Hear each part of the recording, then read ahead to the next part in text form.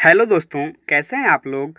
आज हम आपके टेक्स्ट बुक जो पैनोरामा पार्ट 2 है, इसकी चौथी कविता पढ़ेंगे। और इस वीडियो में हम कवि के बारे में, कविता के पीछे की कहानी के बारे में एवं एक एक स्टांजा यानी कि एक एक छंद को भी पढ़ेंगे। तो आइए अपने इस सेशन को हम स्टार्ट करते हैं। Poem written by Vidyapati, born in the village of Bisapi in the eastern part of northern Bihar. यह कविता विद्यापति नाम के एक कवि ने लिखी है तथा उनका जन्म विसापी नाम के गांव में हुआ था। यह गांव उत्तरी बिहार के पूर्वी तरफ है।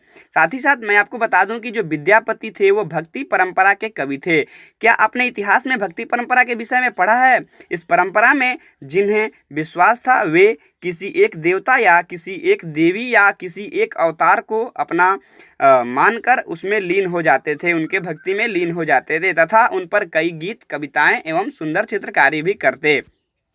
Poetry depicts separation between Radha and Krishna, tradition of Jayadeva. Unlike Jayadeva, Vidyapati focused on Radha passionate love. Vidyapati कवि जयदेव की परंपरा के भक्त थे। जयदेव राधा और कृष्ण के प्रेम और उनके बीच के दूरी होने पर विरह की भावना से जो राधा जी को अपने प्रेम के लिए जो भावना होती थी, जो लालसा होती थी, उस पर कविताएं एवं गीत लिखते थे।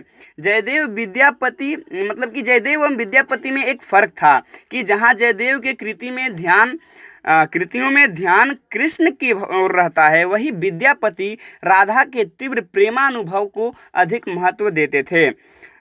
This poem shows Radha's friend telling Krishna how Radha is so sad that her health has started.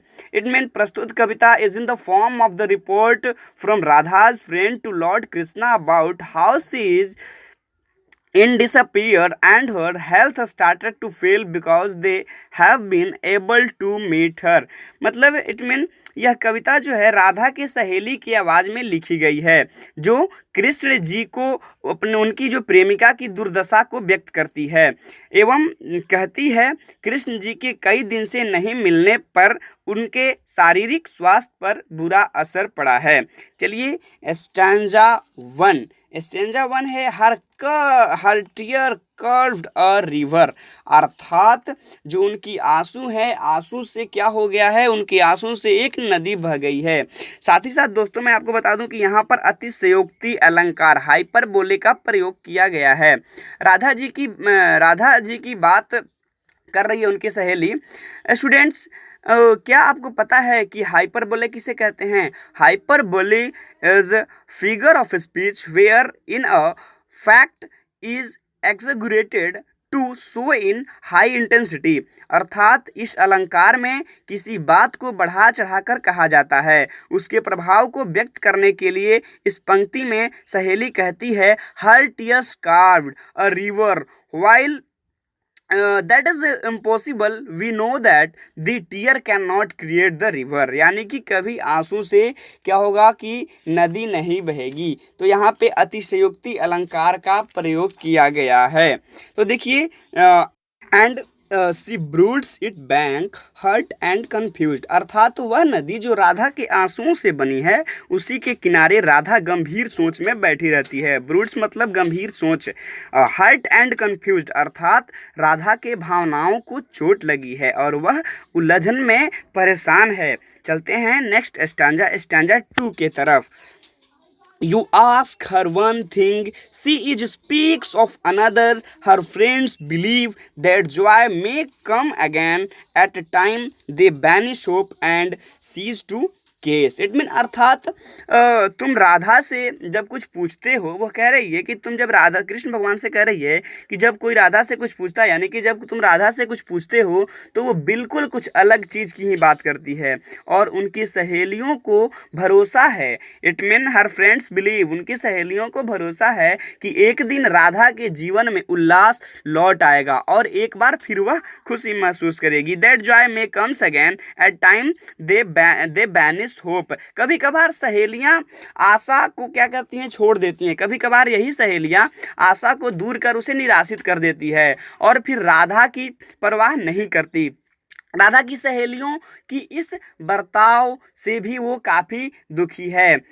शायद कृष्ण जी से सहेली कर जो बात कृष्ण जी से सहेली करती है वो कहती है, जो इस कविता में बात कहती है वह कहती है कि जो दूसरी सहेलियां हैं राधा की, वह परवाह करना बंद कर देती हैं क्योंकि उन्हें आशा नज़र नहीं आता।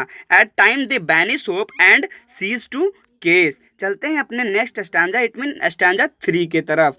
ये देखिए बहुत ही छोटा पोयम, बिल्कुल 3 स्टांजा का है। ओ माधवा, कि जैसा कि हम जानते हैं कृष्ण भगवान का एक नाम माधव भी है। O Madhava, I have run to call you Radha each day grows thinner than a crescent in the sky.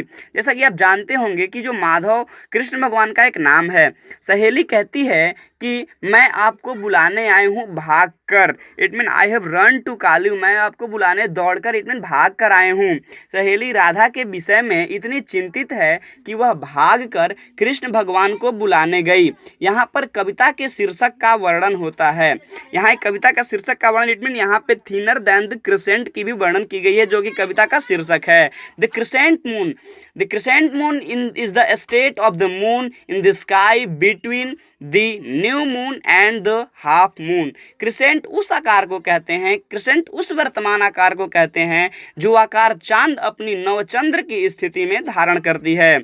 Navchandra की स्थिति अमावस एवं अर्धचंद्र के बीच में आती है। इस प्रकार सहेली कहती है कि राधा दिन पर दिन दुबली होती चली जा रही है, इट मीन नवचंद्र के समान। जैसा कि आप देख रहे होंगे कि नवचंद्र कितना पतला होता है। धान काटने में प्रयोग किए जाने वाला जो हाशिया होता है उससे भी कहीं पतला नवचंद्र में दिखाई देता है।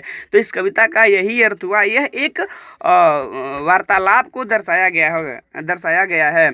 और दोस्तों लास्ट में मैं आपसे ये कहूँगा कि जो अगला चैप्टर है उसकी वीडियो अगले वीक में आ जाएगी। तब तक के लिए थैंक यू। मिलते हैं आपसे नेक्स्ट वीडियो में।